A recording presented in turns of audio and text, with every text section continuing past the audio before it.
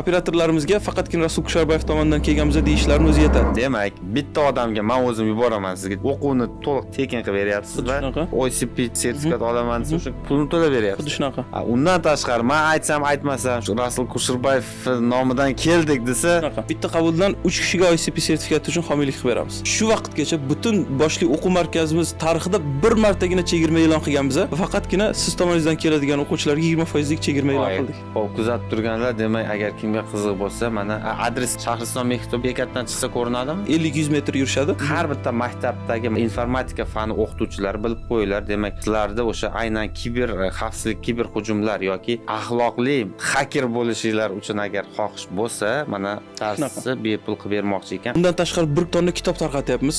Men bugun sizga olib kelgan sovg'alarim orasida kitoblar bor. Auditoriyangiz qiziqadigan kitob shu. Hacker kitobi. Ha, mana shu hakerlarni kitobi. Xuddi shunaqa. Buni o'zbek tiliga tarjima qildilar-da. Buni 100% o'zbek tiliga tarjima qilganmiz va O'zbekistondagi yagona kiber xavfsizlikka oid kitoblarni tarjima qilgan markaz biz ham. O'sha kommentariyning ichida aynan kiber xavfsizlik yoki kiber hujumga oid 10 ta eng yaxshi taklif, g'oya, tashabbus yozgan insonga mana shu kiber xavfsizlik bo'yicha juda asqotadigan, menimcha noyob kitoblar biz O'zbekiston sharoitida hali bunaqalar juda kam. Shuni sovg'a qilamiz sizlar bilan bog'lanib.